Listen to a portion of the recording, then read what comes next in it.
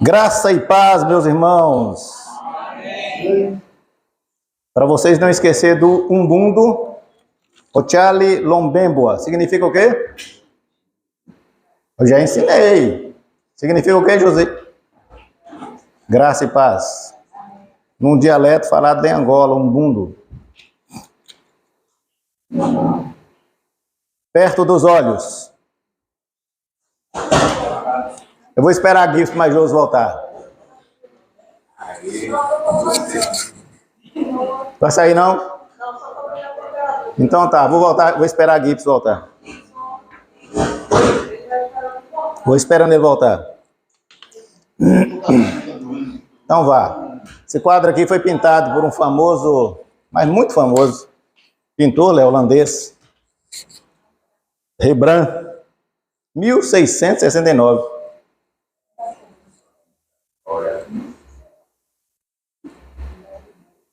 Óleo sobre tela. O filho de Rembrandt deu o nome desse quadro. E a volta do filho pródigo. Foi o filho dele que deu o nome do quadro. Ele hoje está no museu lá na Rússia, em São Petersburgo, no museu chamado Hermitage.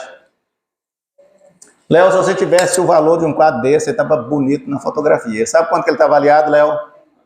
1,2 bilhões de dólares. Não é de real, não. Não é de porqueira de real, não. É dólares. Rembrandt se inspirou na parábola contada por Jesus, registrada por Lucas no seu Evangelho. A famosa parábola do filho pródigo está em Lucas 15. Abra sua Bíblia aí comigo. Lucas 15. Lucas 15. Nós vamos começando a ler o verso 1 e 2. Para a gente contextualizar uma coisa que eu quero contar para vocês. A parábola, Lucas 15, 1 e 2.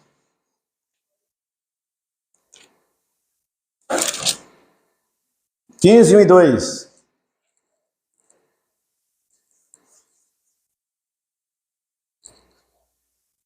Pronto? Aproximando-se Jesus,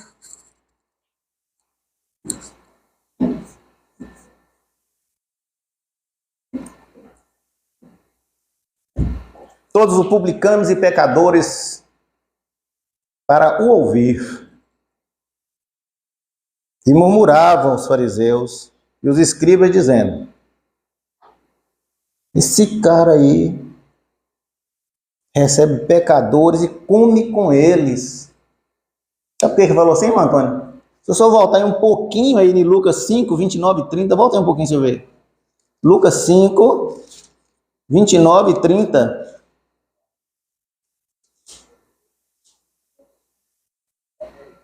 Na vocação de Levi, que é Mateus, Lucas 5, 29 e 30. Diz assim, ó. Então, isso aí foi o dia que Jesus chamou Mateus para ser um discípulo. Então lhe ofereceu Levi um grande banquete em sua casa, e numerosos publicanos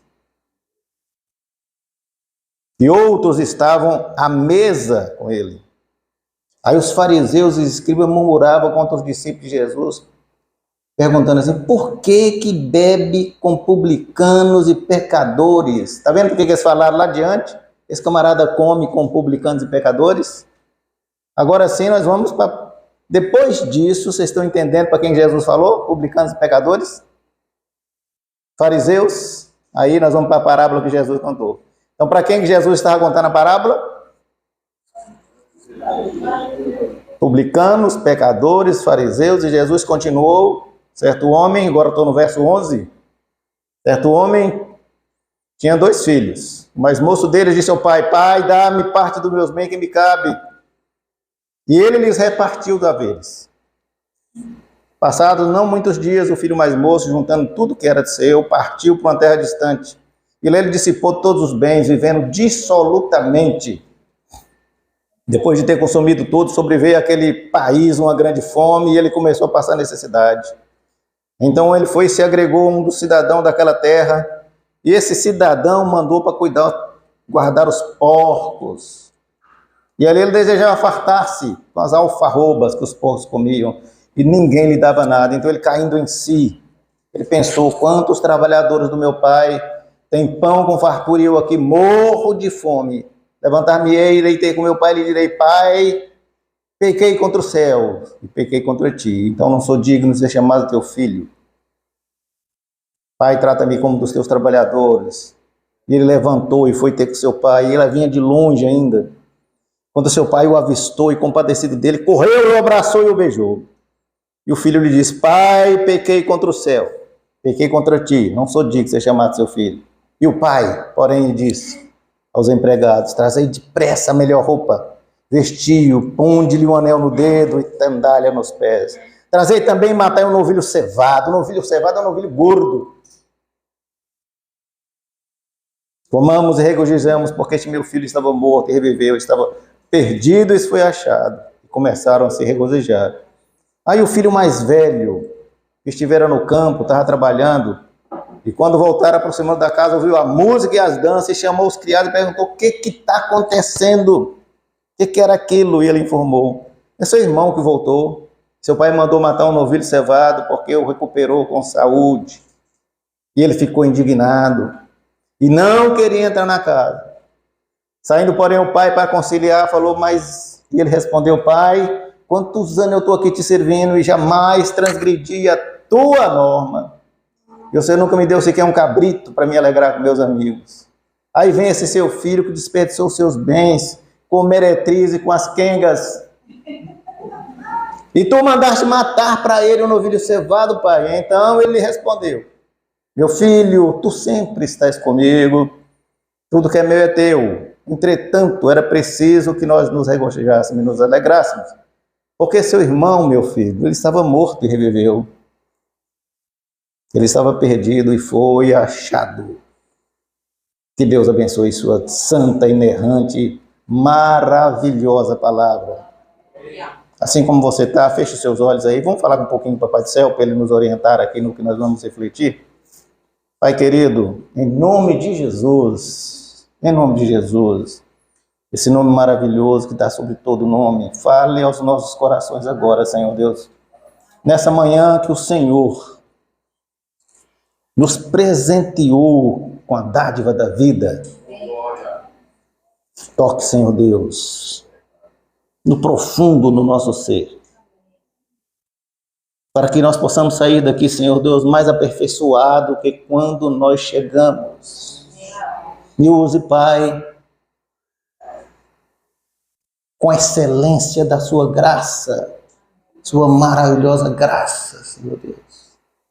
Desconsidere minhas sobradas limitações, Senhor Deus. Que hoje em dia seja de conversão na minha vida, na vida daqueles que vão ouvir essa mensagem, para a tua honra, para a tua glória, em Jesus. Amém. O que é uma parábola?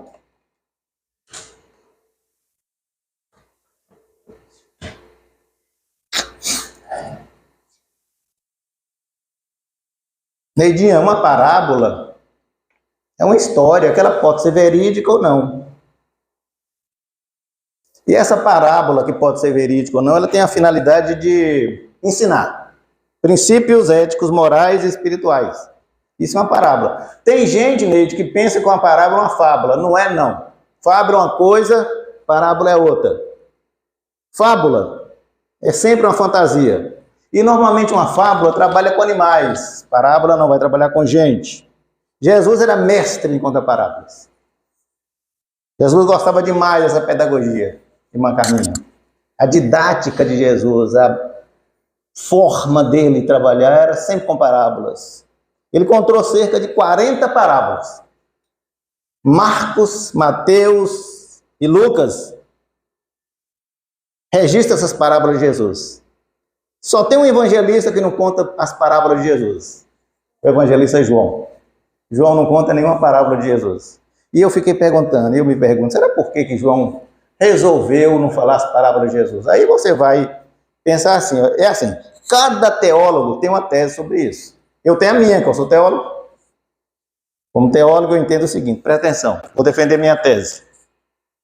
João era o discípulo amado de Jesus, o discípulo mais próximo dele.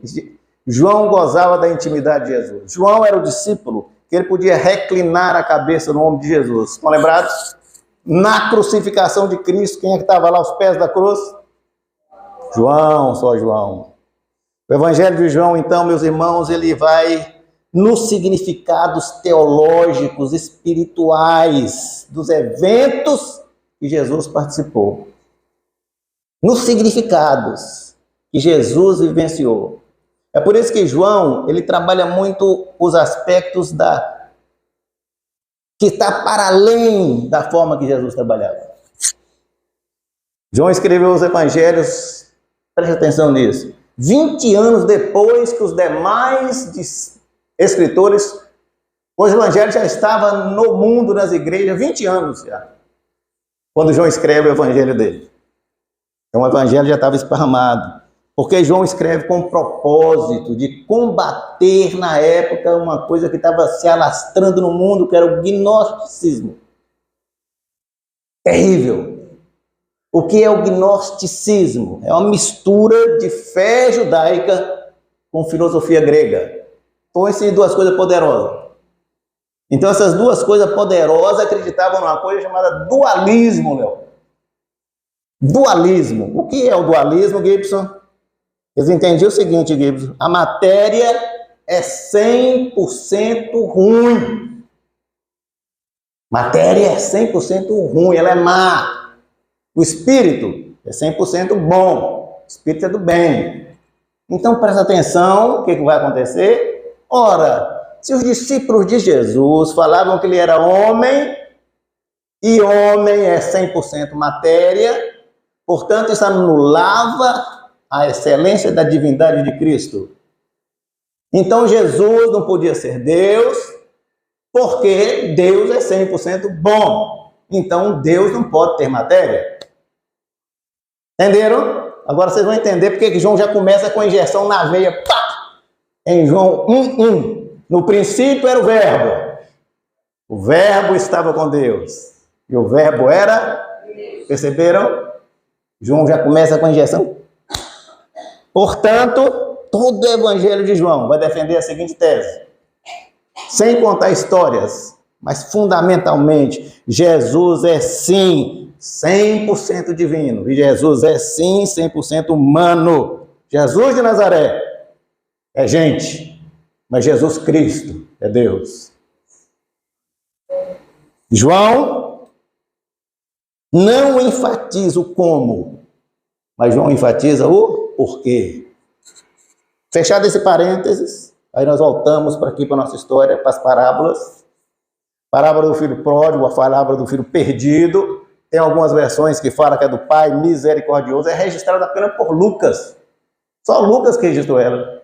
Os outros primeiros dois evangelistas, nem Mateus nem Marcos, não registram a parábola. E Jesus contava as parábolas de acordo com quem estava ouvindo. Presta atenção nisso, que é importante. Neste caso, quem era o público que estava ouvindo? Nós lemos, verso 1, publicanos e pecadores. Quem eram os publicanos, quem eram os pecadores? Importantes também, para que a gente vai entendendo como é que Jesus era pedagógico. Publicanos, cobradores de impostos. Para os romanos, agora presta atenção, os caras eram judeus e cobravam imposto por romanos. Pense num povo que era querido pelos pelos patrícios. Pensou, não, Antônio? Os caras vêm aqui, nós somos dominados pelos portugueses, aí nós cobramos imposto dos brasileiros para dar para a coroa portuguesa. Entendeu? Esse era o caso dos publicanos. E Mateus era um deles, chamado Levi. Quem eram os pecadores? Porque publicanos e pecadores. Quem eram esses pecadores? Todos aqueles que não eram rigorosamente religiosos. Eram gentios. Se fosse hoje, a gente ia falar que é o povo desigrejado. Não tem muita gente que fala assim, eu não quero saber de igreja, mas eu sou crente, não tem? Seria esse povo. Verso 2 fala, fariseus e escribas. Também estava lá, olha o público. Fariseus e escribas murmuravam e falavam mal. Fariseus era aquele grupo religioso que dominava o sinédrio. Era a grande maioria no sinédrio. Eram os caras do poder. Eles eram os camaradas donos da verdade, irmã Vera. E os escribas? Os escribas eram os religiosos letrados, eles copiavam os textos sagrados. Então eles se consideravam conhecedores das coisas. Eles é que murmuravam, como é que esse Jesus fica comendo com essa gentalha? Entender o público. Então entender o público que Jesus está falando? Jesus está falando para o público número 1, publicanos e pecadores. Publicanos representam na parábola gente errada, gente desobediente, gente mal vista, gente excluída, gente que precisa de arrependimento. Esses eram Jesus querendo colocar a carapuça neles. Representado na parábola por quem? Pelo filho rebelde, pelo filho mais novo, pelo filho pródigo. Público 2, Gibson. Os fariseus e escribas. Esse era a gente religiosa. Esse era a gente cumpridora das leis. Esse era os cumpridores de regra, que era gente bem vista. Esse era gente que se achava. Representada na parábola pelo filho obediente. O filho mais velho, o filho certinho. Então vocês reparem aí na Bíblia suas que antes de Jesus contar a parábola do filho pródigo, ele conta 2 parábolas antes para preparar os camaradas, o público. Primeiro ele conta a parábola da ovelha perdida. Está em Lucas 15, 3 a 7. Ele fala que um homem tinha 100 ovelhas. E observa que uma dessas ovelhas se perdeu. Aí ele deixa as 99 ovelhas no aprisco e vai buscar uma ovelha. Eu gosto muito dessa parábola, porque essa parábola tem muito a ver com a vida do meu pai. E a parábola conta que ele encontra essa ovelha e leva para casa e celebra com os amigos. E a moral da história dessa ovelha é o quê? Que Deus não abre mão de nenhum perdido, faz festa. Esse é o meu Deus. Faz festa, Gleice, quando o pecador tem um encontro de novo com ele. E eu falei que eu gosto muito dessa parábola, porque meu pai teve uma época, meu pai toda a vida foi um missionário, plantador de igrejas, pregador do evangelho, e teve um tempo que ele desviou do evangelho, ficou longe do evangelho, mas teve uma campanha na primeira igreja batista em Montes Claros, essa campanha chamava Busca das 100 ovelhas, vamos voltar atrás da uma perdida. Irmã Ilse, vó Ilse, foi lá em casa fazer o convite para o seu Manuel Pedro voltar para o aprisco. E ele teve de novo um reencontro com o Senhor Jesus. Morreu, está na glória. Segunda parábola, dracma perdida. Ele fala que uma mulher tinha 10 dracmas. Uma dracma, Gibson, era uma diária. Uma diarista hoje. E ela perde uma, ela vira a casa de cabeça para baixo para achar essa dracma. Passa o aspirador de pó, tudo quanto é lugar. Debaixo dos móveis, tudo. Até achar. Quando ela acha, ela faz uma festa, chama as amigas, faz um chazinho da tarde, celebra de novo. É Jesus contando para preparar os caras. E Jesus queria dizer com isso, moral da história, Deus não abre mão de nenhum perdido. E faz festa quando esse perdido é encontrado.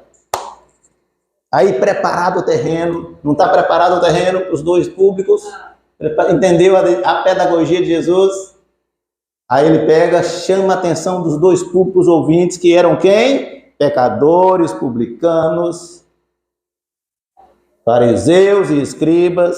E aí ele começa a contar uma parábola que envolve 3 personagens, um pai amoroso, um filho rebelde, que era o mais novo, e um filho obediente, que era o filho mais velho. E aí eu vou fazer a síntese dessa parábola para vocês, ao meu modo, a forma de Moisés narrar. Então um pai tinha 2 filhos, um filho sem noção e um filho ajuizado. Tá certo, irmão, pastor Estácio? Aí esse filho mais sem noção, mais novo, ele já achava que tinha uma lãzinha, já estava achando que podia. Sabe quando os filhos da gente vai começando a sair da adolescência, vai começando a se achar? Era esse camarada. Aí ele fala com o pai dele: pai, me adiante minha herança, porque eu não estou afim mais de ficar aqui. Eu não quero ficar confinado aqui nesse fim de mundo. Eu quero vazar no Bengo, quero sumir no mundo. E eu quero ir para bem longe, mas não vou sem nada, não vou com grana. Aí o pai não discute. O pai não discute. O pai dá para ele o valor da grana e fala com ele: você tem direito, então tome o que é seu. Ele vaza. Gasta tudo na gandaia, irmão Antônio. Gasta com a mulherada, gasta com o jogo, gasta com ostentação. Compra uma Mercedes novinha. E eu costumo falar nos meus cursos de educação financeira: dinheiro não aguenta desaforo. Não é não, irmã Vera? Dinheiro tem que ser o quê, irmã Vera? E aplique. Muito bem, irmã Vera. Aí ele, como dinheiro não aguenta desaforo, a grana acaba. Aí a grana acabou. Sem grana, aqueles amigos vazaram. Foi o cara sem dinheiro, sem amigos. Para azar dele, meus irmãos, para azar deles, assume lá um governo de esquerda. Lascou agora. Um governo de esquerda, meus irmãos. Vai acontecer o seguinte: vai quebrar o país. Vai ser desastroso. Resultado lá: fome, miséria, desemprego, criminalidade, corrupção, porque é assim que funciona na esquerda. Aí o único emprego que ele achou, sabe o que foi? Cuidar de porco, irmã Vera. E ele não tinha sequer direito à refeição. Já pensou? Ainda nem podia pegar uma boinha fria. E ele comia o que a manada comia, que naquela penúria que ele estava, a barriga roncando de fome, ele olha para os porquinhos assim e fala: não é possível. Que ponto que eu cheguei, me deu mal. Aqui no Nordeste, você falar, o cara se lascou. Lá no Ceará eles falam demais isso. Lascou. Aí ele pensa assim: desempregado de meu pai lá na fazenda dele, tem alojamento, água quentinha, chuveiro elétrico, comida com dignidade, e eu aqui comendo com porco. Vou engolir meu orgulho. Vou voltar lá e pedir perdão: pai, desculpa presepada com o meio. Arrumou a trouxinha dele. Eu não sei se ele tinha trouxinha, porque não sobra nada quando o cara faz isso. Não. Mas um pouco ele tinha uma trouxinha, pegou a trouxinha, colocou nas costas, foi embora. De longe o pai viu ele. Essa cena eu acho maravilhosa. De longe, imagina, de longe. O pai está sentado na varanda, irmã Vera, todo dia esperando por ele. Todo dia, finalzinho da tarde, ele sentava na varanda, na sua cadeirinha de balanço, ele estava olhando a estrada, aquela longa estrada, esperando o filho. De longe ele vê, sempre na expectativa da volta do filho. Ele percebe uma figura assim meio esquisita, abre os braços de alegria, corre ao encontro dele, abraça o filho, abraça ele, beija. E ele cabisbaixo, sujo, fedorento, maltrapilho, faminto, magro, sem tomar banho. E ele diz: pai, meu velho, pequei contra o céu, pequei contra ti, eu não sou digno nem de ser chamado seu filho. Mas, meu velho, me dê uma chance aqui. Deixa eu trabalhar aqui na sua fazenda, sem regalia nenhuma de filho. E o pai chorando. Alô?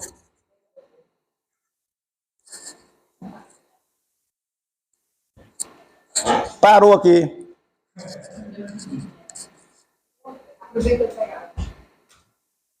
Aí o pai, meus irmãos, chorando, emocionado, diz para ele: de jeito nenhum, meu filho, você é meu filho, você é meu filho. Ele ordena aos empregados: providencie um banho para ele. Aquelas roupas que ele deixou lá, ainda no guarda-roupa. Pegue para ele, pega desodorante, pega sapatos, põe um anel na mão dele. Por favor, matem um novilho gordo, nada de boizinho magro, não, gordo. Vamos fazer uma churrascada para esse meu filho. com muita música boa, nada de música de Anitta. Eu não quero porqueira aqui não, nada de funk, música boa, porque nós vamos celebrar. Porque esse meu filho estava morto e reviveu, estava perdido e foi achado. Aí o forró, irmã Carminha comeu solta a noite toda. Aí o irmão mais velho chegou do campo, estava lá trabalhando o dia todo, Gibson.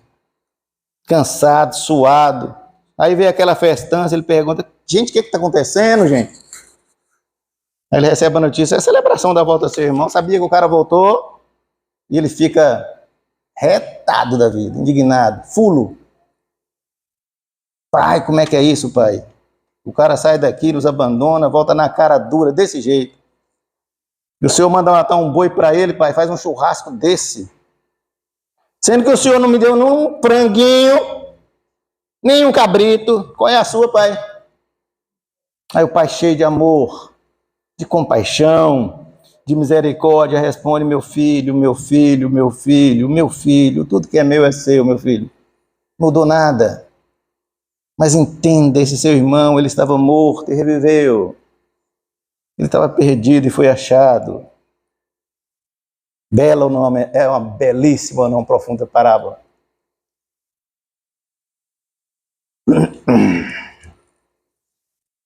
Eu queria contar para vocês alguma coisa que tem nas entrelinhas disso aí. Queria que vocês ficassem alerta a algumas coisas nas entrelinhas. Preste bem atenção na primeira entrelinha, o primeiro contexto. E preste atenção nos alertas. Nas entrelinhas está aí falando que um filho pediu herança para um pai, o pai dele estava vivo ainda. Meus irmãos, isso na cultura judaica era abominável. Pessoa, Antônio, seu filho chega e fala, pai, vamos vender o Cecília Meirelles, vamos vender a casa, vender o apartamento, vamos vender o que você tem, que eu não estou mais a fim de ficar aqui por perto. Eu quero o que é meu, que vai ser meu mesmo, o senhor pode me adiantar que eu quero vazar. Pensou. Na nossa cultura, que desonra que seria, agora você imagina na cultura grega, na cultura judaica. Que pensou? Meus irmãos, sério que eu além de dizer assim, pai, o senhor está demorando demais de me dar o meu, eu quero viver sem cumprir suas normas, pai, eu não quero ficar aqui te obedecendo, eu quero ser livre, eu quero viver da minha maneira, pai, chega-te de dar satisfação, eu quero ir para longe, eu não quero nem ter notícias suas, eu quero me desvincular disso, pai. Presta atenção no primeiro cuidado, primeiro alerta. Cuidado, cuidado, cuidado. Quando a gente acha que tem direitos a pedir a Deus. Cuidado com os direitos que você acha que tem de pedir a Deus. Segunda entrelinha que eu queria que vocês prestassem atenção. O filho mais velho também recebeu a parte dele, que a gente presta pouca atenção nisso. Porque o verso 12b, falei, lhes repartiu. Lhes repartiu. Deu para os dois. De igual forma. Mas o outro recebeu, mas resolveu ficar, não vazou. O mais velho prefere cumprir as normas. O mais velho prefere não desonrar. O mais velho prefere ficar obediente, como sempre foi. O filho mais velho não quer saber de rebeldia. O mais velho não quer quebrar os vínculos. O mais velho parece ou não parece um cara muito bacana? Obediente. Então, só olha o segundo cuidado. As aparências enganam. Terceira entrelinha.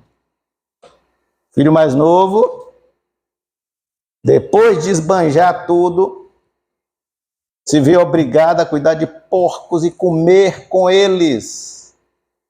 Meus irmãos, para um judeu, que nem carne de porco come, porque era imundo. Presta atenção nisso. Ter agora que cuidar dos imundos e ainda comer com eles. Pense em que nível esse camarada chegou. Está nas entrelinhas, de absoluta penúria. Terceiro alerta. Cuidado com a desobediência, meus queridos. Cuidado ou que ela pode nos levar a um estado de penúria. Cuidado com isso. E aí nós precisamos vestir umas carapuças como Jesus quis colocar naquele púlpito que estava lá nele. Jesus quis colocar carapuça nos caras. Sabe o que é carapuça, irmã Vera? Por que a gente fala assim? Pessoa, carapuça sentou em tu? Não fala? Carapuça é aquele gorrinho, né? Que os condenados na época da Inquisição eram obrigados a usar como um sinal da culpa que eles tinham. Isso é a carapuça. E quem é quem na parábola? Que Jesus queria colocar a carapuça? O Pai representa Deus e sua maravilhosa graça. Maravilhosa graça. Pai misericordioso. Filho mais novo representa todas as pessoas rebeldes, desobedientes, carentes da graça de Deus. No local era quem? Publicanos, pecadores, e nós hoje também. O filho mais velho, os religiosos, aqueles acima da graça, aquelas pessoas que se acham. No local eram os escribas e os fariseus, e nós hoje também. E aqui eu quero caminhar para duas lições para nossas vidas. Meu irmão, não saia daqui sem colocar isso bem na sua alma, não. Não saia daqui hoje, não. Eu espero que hoje haja conversão aqui. A primeira que houve, eu já tenho certeza absoluta que aconteceu. Foi na minha vida. E eu espero que ela impacte a sua vida. Proximidade com Deus, meus irmãos, requer intimidade e confiança. O filho mais novo dessa parábola, vocês viram, ele tinha tudo que precisava em casa. Tinha sim ou não, mas resolveu se afastar. Por que ele resolveu se afastar? Ele de fato estava insatisfeito. Porque ele não tinha, irmão Antônio, ele não tinha noção do que estava por vir. Como seria duro ele viver longe da casa do pai. O pai, em nenhum momento, Neidinha, o pai impede e ele fala assim, não, você vai fazer a minha vontade. Em nenhum momento. O pai respeita a decisão dele. Se é seu direito, eu lhe dou seu direito. Sabe, meus queridos irmãos, Deus nos criou livres. Totalmente livres. Deus não obriga ninguém a ter relacionamento com ele. Deus não obriga ninguém a relacionar com ele, porque ele nos fez seres livres. Se vocês prestarem atenção, desde a criação, lá no Éden, nossos pais tinham tudo no paraíso. E eles resolveram desobedecer. Eles resolveram. Por isso, meus irmãos, não acreditem em doutrina que diz que Deus criou pessoas destinadas ou predestinadas a ir para o inferno ou ir para o céu. Não acredite nisso. Sabe por quê, meus irmãos? Porque isso contraria a essência do caráter de Deus. Deus é amor. Deus não exerce amor. Deus é amor. E o amor, meus irmãos, nunca é impositor. Se eu amo Josi, eu fico com Josi não é por imposição, é por amor. O amor não impõe as coisas. E Deus é amor. O amor nunca é ameaçador. Repare, meus irmãos, que o pai da parábola não ameaça o filho. Ele não fala assim, vou te dar, mas se você se lascar, problema é seu. Fala isso? Deus é amor e o amor sempre exerce graça. Sempre graça. É por isso que a parábola, o filho volta arrependido. Para que Deus exerça a sua maravilhosa graça, meu irmão. Mas lembre de uma coisa, lembre disso, não esqueça. Deus nos dá 100%, pastor Estácio, 100% de liberdade para a gente tomar nossas decisões, 100%. 100%. Mas nós temos que arcar com 100% das consequências delas. 100%. E quando reconhecemos que nós pisamos na bola, pelas nossas decisões, a graça é 100% transformadora. A graça de Deus é 100% acolhedora, porque a graça é maravilhosa. Maravilhosa é a graça. Eu quero contar uma história para vocês que eu gosto demais dessa história. Em 1974, Chuck Colson, ele era conselheiro do presidente Richard Nixon, nos Estados Unidos. Ele ficou envolvido no escândalo Watergate. E ele foi condenado. Durante o cumprimento da pena dele, ele teve um encontro real com o Senhor Jesus Cristo, na cadeia. Ele sabia que ele estava pagando pelo que ele fez. Mas ele também sabia que Deus o amava. Ele entendeu isso. Eu sou culpado, mas Deus continua me amando. Essa percepção mudou radicalmente a vida dele, de Chuck Colson. Depois que ele cumpriu a pena, ele fundou um ministério, irmã Carminha, para apoiar prisioneiros e suas famílias. Ele fundou uma instituição chamada Prison Fellowship, dedicada a dar esperança e cura para os prisioneiros e as famílias deles. Desde a fundação, a Prison Fellowship atendeu milhares de pessoas. Aqui no Brasil, nós vamos chamar isso de ressocialização, que é a integração de novo do preso à sociedade.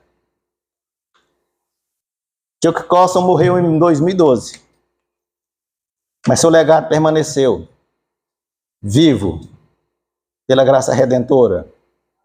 Em 1977, meus irmãos, presta atenção, 1977, Jane Mercury, ele tinha só 17 anos, e ele foi condenado à prisão perpétua, sem condicional, por assassinato em segundo grau. Sem direito a condicional. Os 10 primeiros anos de cadeia que ele pegou, que ele cumpriu, ele afundou na cadeia, no submundo da cadeia. Violência, droga, prostituição. Meus irmãos, sei o que é isso. Eu trabalhei no Aníbal Bruno muitos anos. Meus irmãos, é um submundo. É outra linguagem, outra forma de ver a vida. É tudo diferente. Não é o mundo aqui de fora, não. Foi nesse mundo que ele afundou. Em 1986, passaram uns 10 anos, a organização fundada por Chuck Colson, Prison Fellowship, fez dar um avivamento na cadeia. 3 dias de avivamento. A graça impactou Jane e ele rendeu-se a Jesus Cristo. Preste atenção nisso. Durante 25 anos, ele foi discipulado pelo pastor Léo e Titus. 25 anos. E ele se tornou um líder espiritual ali na cadeia. Ele sempre se declarou inocente. O problema é que ele estava no lugar errado, na hora errada. Porque o que aconteceu? Um primo dele de Nova York foi visitar a família dele na Pensilvânia e chamou ele para sair. E ele saiu com o primo, e eles foram tomar uma cerveja no bar. Tomaram a cerveja, saíram do bar. Quando ele saiu, o primo resolveu voltar para roubar. E ao voltar, discutiu lá e matou uma pessoa de 60 anos. E ele ficou envolvido em segundo grau. E nos Estados Unidos, lei funciona.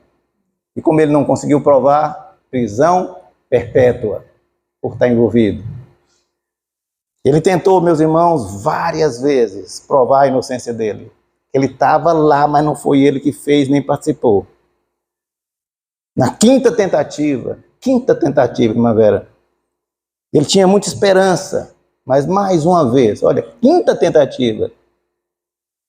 Léo, esperança frustrada. Ele conta, meus irmãos, que quando ele descia as escadas de novo para a cela, Deus falou no coração dele, Paulo, maravilhoso o evangelho de Paulo, o evangelho de Jesus,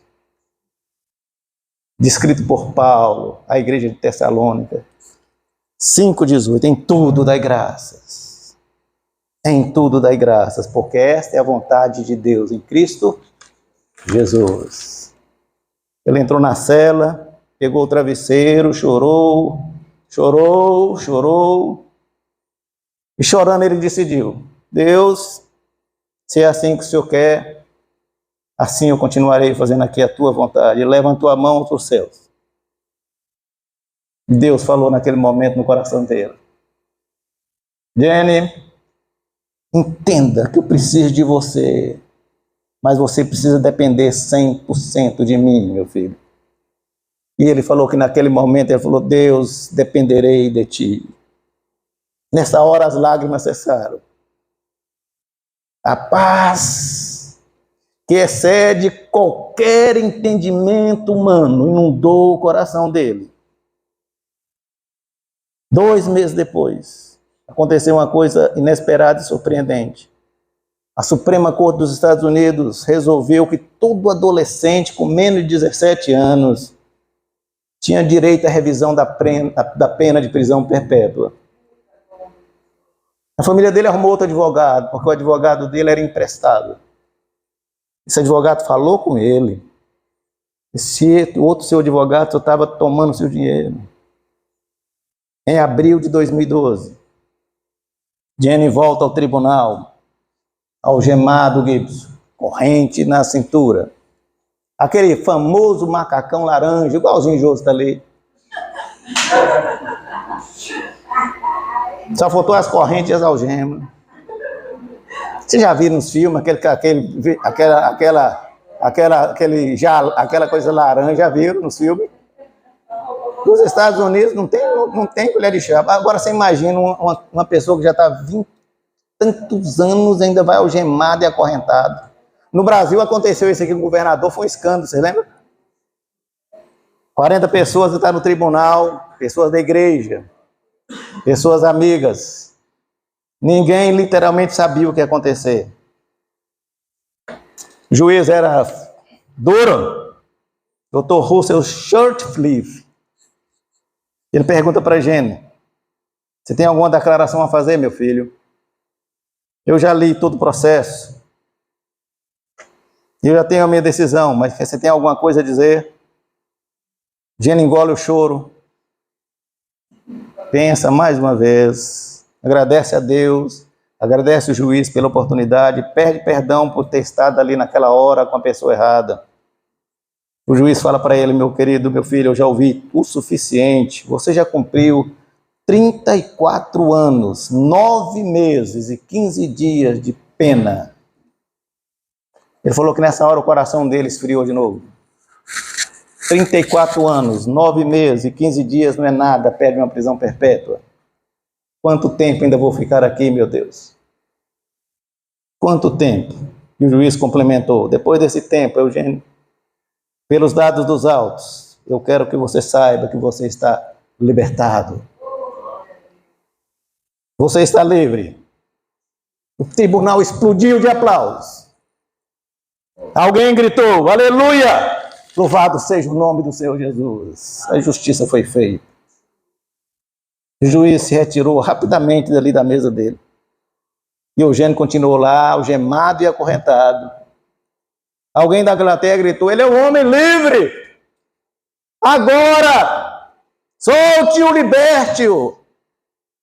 O xerife se aproximou de Eugênio, tirou dele as algemas. Ele chorava como um bebê abraçado à sua irmã Mary. Aí, numa salinha interna lá do tribunal, ele recebe as suas roupas normais, tirou o macacãozinho laranja. E o xerife falou com ele: vá se trocar, meu filho. Mary, leve seu irmão para casa. E Jenny diz que trocou de roupa, experimentou o primeiro dia de liberdade depois de 34 anos, 9 meses e 15 dias por um crime que ele não tinha cometido.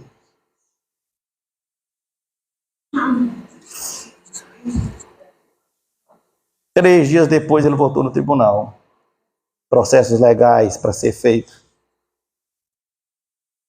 Era um frio na espinha, sabe? Ele voltou lá para agradecer, assinar os papéis. O juiz, o oficial, falou com ele: Jenny, você sabe por que o O juiz se retirou rapidamente do tribunal. Não sei. Ele me confessou e disse: eu não queria que ninguém me visse chorando, porque era muita injustiça. No seu testemunho, Eugênio diz o seguinte: naquele dia, o poder da graça invadiu o tribunal. Tudo estava comandado, orquestrado, planejado pelo Senhor da minha vida.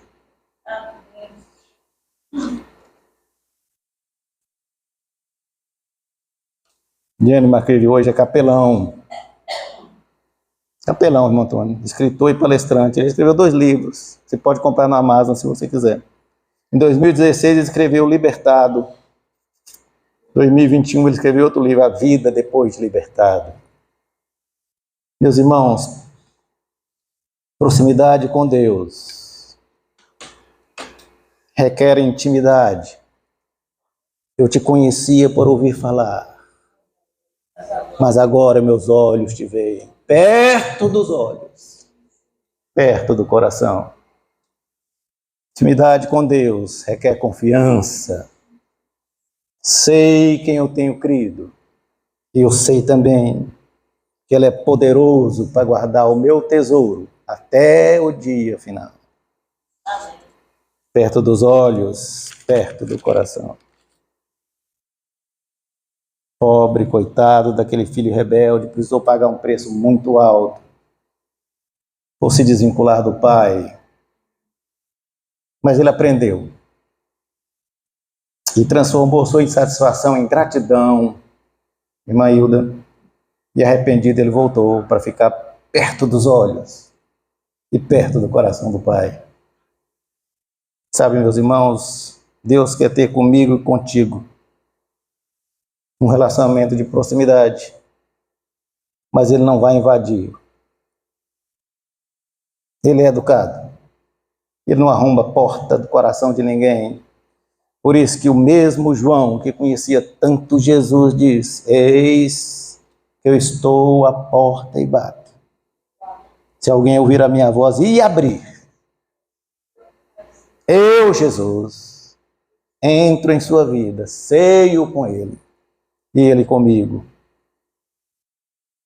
Isso é João falando em Apocalipse 3:20.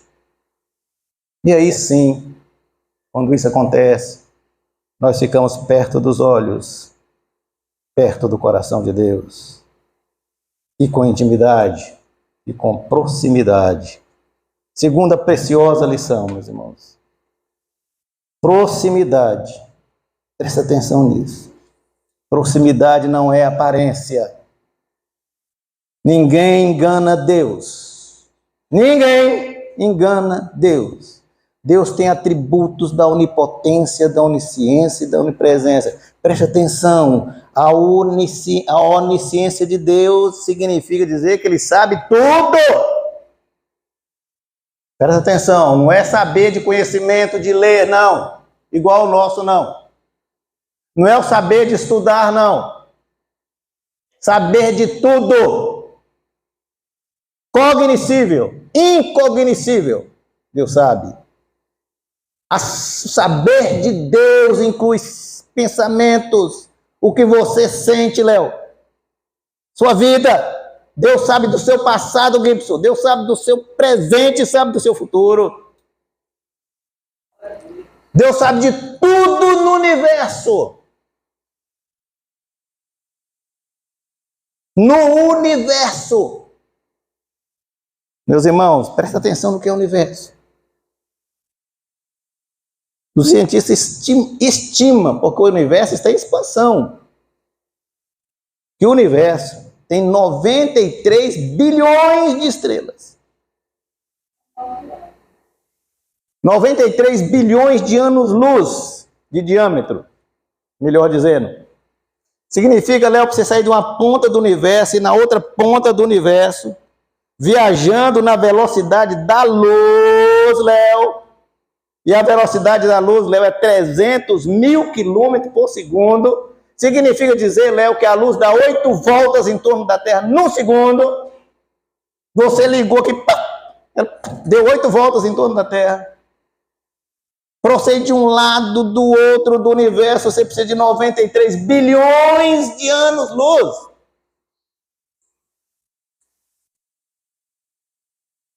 Esse é o Deus. E a Bíblia fala que Deus conhece cada galáxia, cada estrela pelo nome. A estrela que ainda não se formou, irmã Carminha, Deus já sabe o nome dela. Se Deus conhece cada galáxia, cada Via Láctea tem de 200 a 400 bilhões de estrelas. Cada galáxia. E o universo tem bilhões de galáxias. Significa, irmã Céia, que o universo tem 10 setilhões de estrelas. Sabe o que é isso, irmã Céia? É 1 com 22 zeros depois. Cabeça da gente não alcança, né? E Deus conhece cada estrela dessa pelo nome. É por isso que Ele sabe muito bem, meu irmão. Entenda isso. A diferença entre o que é para a sua honra, sua glória, seu louvor, e o que é para inflar meu ego e o seu ego. Ele sabe, meus irmãos. Não nos iludamos. Deus sabe o que é teatral. Deus sabe o que é autêntico. Deus sabe o que é genuíno e verdadeiro. Sabe, meus irmãos, Deus sabe o que é da boca para fora. E não compatibiliza, meu irmão, com testemunho de vida. Deus sabe. Deus sabe, irmão Antônio, o que é teórico e que não guarda nenhuma relação com sua prática de vida. Ele sabe. Ele sabe. Na parábola, mais uma vez, o irmão mais velho, ele também recebe a herança do pai. Ele demonstra obediência, não demonstra? Respeito, consideração. Continua na casa do pai, trabalhando arduamente, cumprindo suas tarefas, fazendo as normas, rituais. Mas repare, ele nunca se importou com o coração sofrido do pai. Nunca se importou. Perto dos olhos ele estava, mas longe do coração. Ele não conhecia o coração misericordioso, amoroso, gracioso. O dia que o mais novo, sem noção, volta arrependido, e o pai exerce compaixão, ele se revolta, ele fica indignado, ele fica raivoso, ele fica contrariado.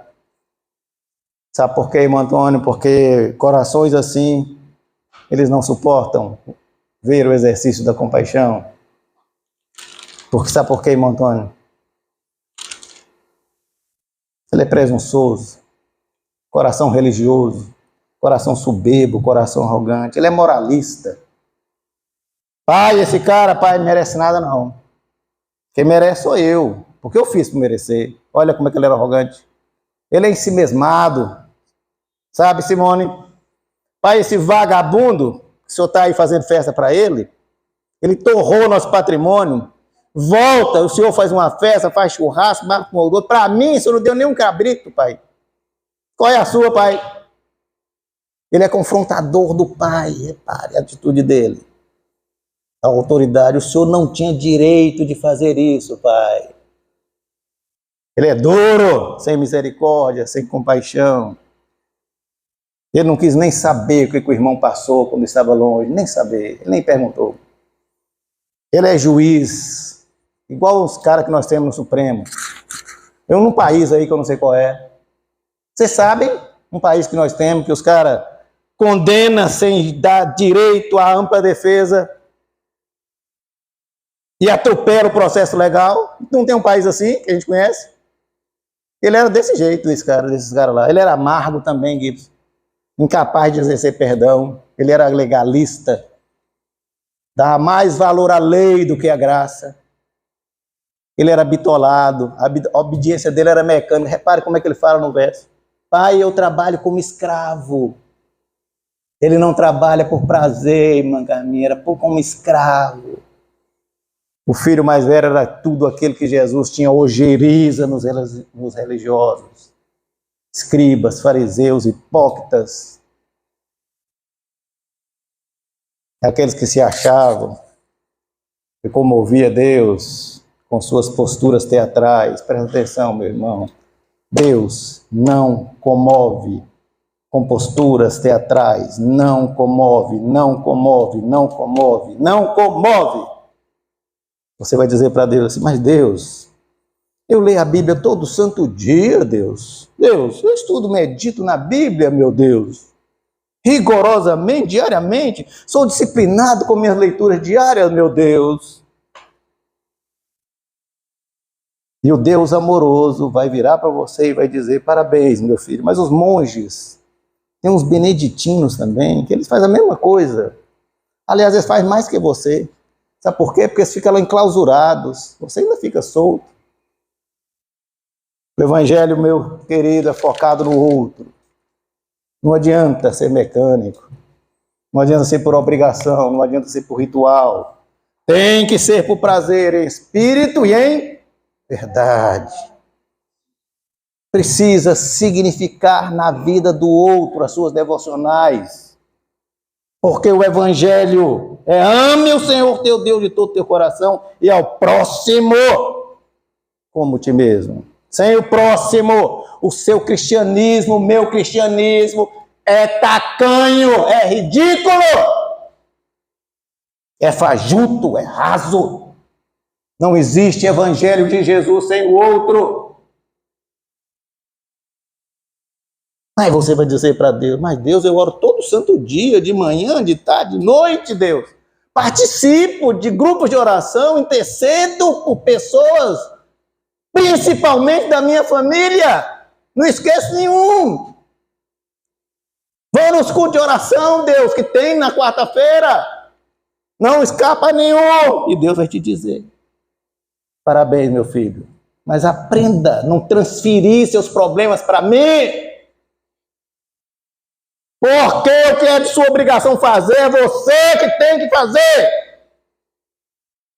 Eu movo o universo, para fazer o que você não pode fazer. Mas não movo uma palha para sua obrigação ser feita. Evangelho de Jesus é atitude. É isso que Deus vai te dizer, meu irmão. Para mim e para você. Mas Deus, eu te louvo, Senhor Deus.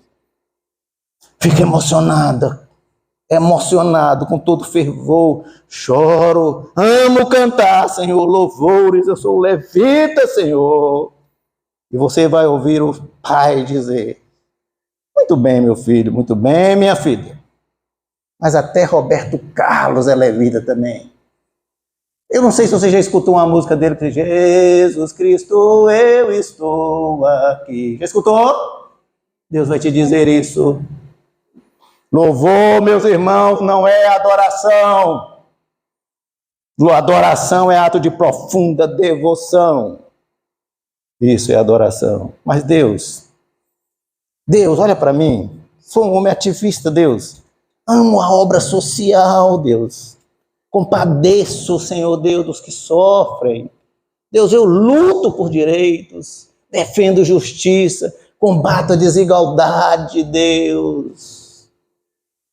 E ele vai olhar para você no seu coração e dizer, muito bem, meu filho, mas não esqueça de cristificar a sua vida em suas atitudes. Lembre, meu filho, Mahatma Gandhi lá na Índia, ele é um hindu, ele fez muito mais que você, mas ele sequer acredita no poder da cruz e na redenção de Jesus. Só Jesus garante vida plena aqui na eternidade. Mas Deus, eu sou dizimista, você está esquecendo disso? Ofertante, contribuinte, sustento a sua obra, Senhor. Colaboro todas as campanhas da igreja, nos domingos, quando tem um momento de dedicação lá, Deus, eu não deixo de contribuir. Eu estou falando dos que contribuem. Fico feliz em participar do momento de dedicação. E Deus vai olhar para você e falar, meu filho, entenda. Nada é seu, meu filho. Tudo é meu. Você devolve um pouquinho de tudo que eu te dou. E tem gente que nem um pouquinho dá. Significa, meus irmãos, que nós não devemos fazer nada disso? É isso que eu estou dizendo? Não, meus irmãos, eu estou dizendo o seguinte, é o contrário, que tudo deve ser feito em espírito e em verdade. Tudo somente de coração, para honra e glória e louvor do nome que está sobre todo o nome, o grande eu sou. No auge da parábola, irmã Carminha, Jesus nos mostra que um filho rebelde, falho, pecador, pode ter uma relação de proximidade muito mais cristã e de fé do que um religioso, sincera, do que um legalista, do que um moralista, do que um religioso. Não se tem relação de proximidade com Deus, Léo, de forma utilitária, isso não existe. Deus não é supermercado espiritual para você ir lá buscar na prateleira o que você precisa. Porque Deus é Pai. Por isso ele diz sim. Ele diz sim com autoridade. É agora, Léo, eu te dou. Mas ele também pode dizer não, de jeito nenhum. Porque ele é soberano. E ele pode dizer, se você tiver paciência, espere, porque é ao meu tempo. Deus é assim, soberano. E é mentirosa, sabe, meus irmãos, a crença que certas denominações pregam, teologias, que se você andar com Jesus, você vai ser curado de tudo quanto é doença. É mentira. É mentira.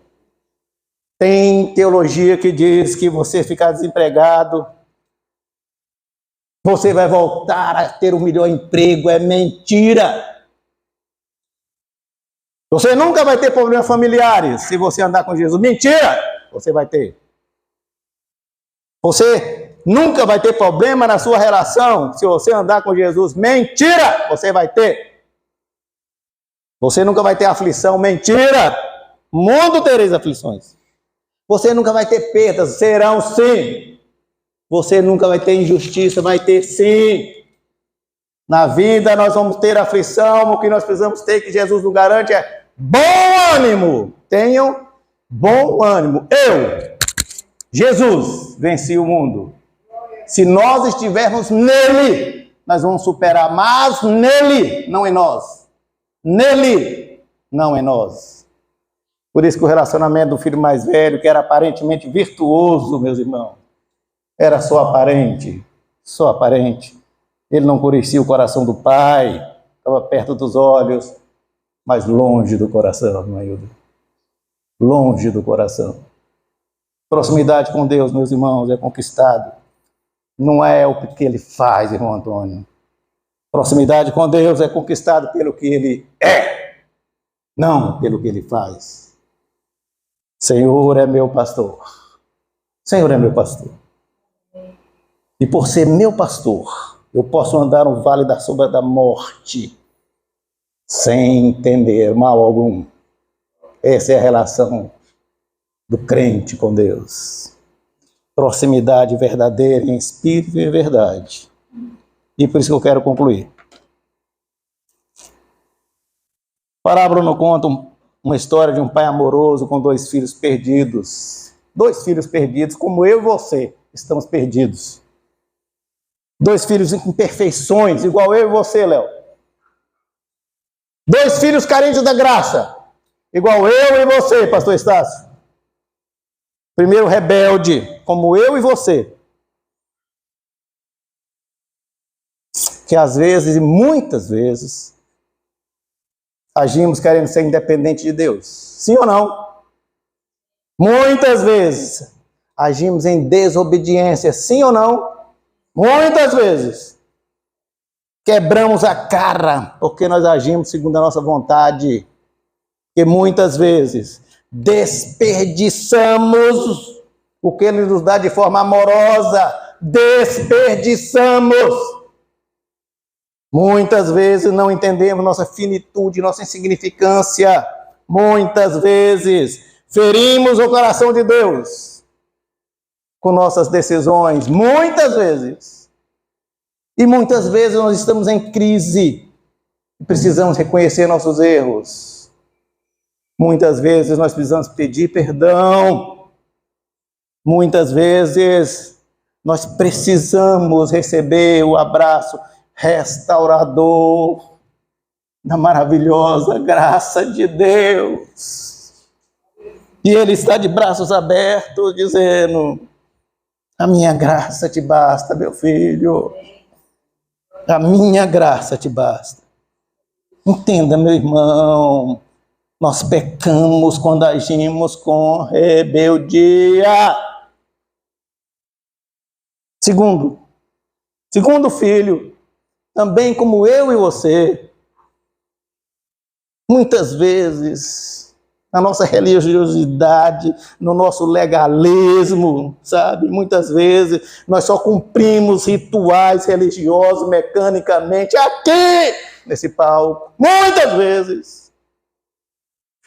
E muitas vezes nós entristecemos o coração de Deus com nossa indiferença com os que sofrem. Muitas vezes, meus irmãos, nós agimos sem compaixão, sem domínio próprio, deixando a raiva nos dominar. Muitas vezes, nós somos moralistas. Nós queremos que os nossos valores sobreponham o valor dos outros. É verdade ou não? Muitas vezes, nós somos ensimesmados, achando que merecemos de Deus mais bênção do que merecemos e mais do que os outros. Sim ou não? Muitas vezes, nós somos duros, insensíveis, sem misericórdia, sem compaixão. Muitas vezes nós condenamos pessoas sem sequer conhecer a história de vida deles, sem conhecer os cenários. Muitas vezes nós deixamos nossa ira se pôr, isso se transformar em raiz de amargura. Muitas vezes nós usamos redes sociais para promover exclusivamente nossos interesses. Muitas vezes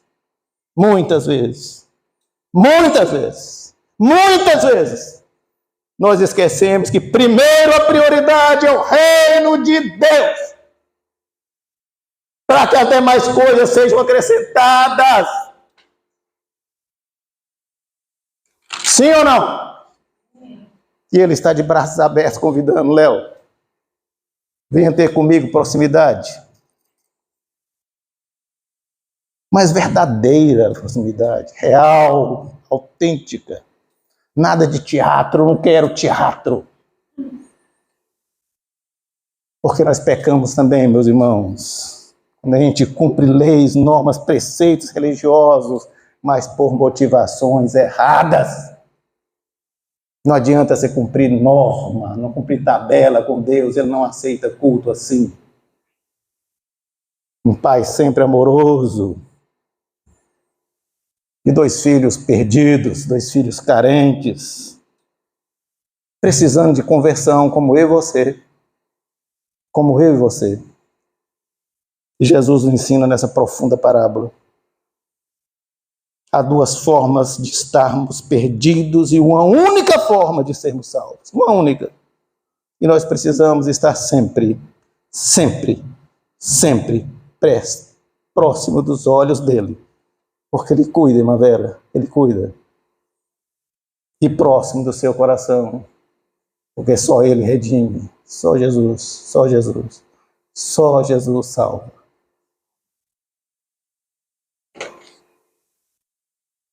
Amém. Pastor Paulo César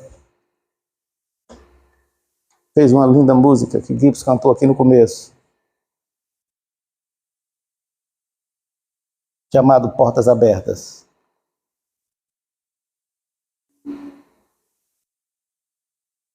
Gibson, nós vamos cantar essa música de novo. Eu queria que você parasse agora, refletisse a respeito de tudo que foi dito aqui hoje. Essa mensagem, ela falou muito para mim. Falou muito ao meu coração. Eu preciso de conversão. Espero que você precise também, porque senão, meus irmãos, se você acha que não, baixe sua bola. Baixe sua bola. Aí você vai estar pior do que os escribas, os fariseus. Baixe sua bola. Nós vamos cantar de novo, mas eu primeiro... Olha a beleza da letra dessa música.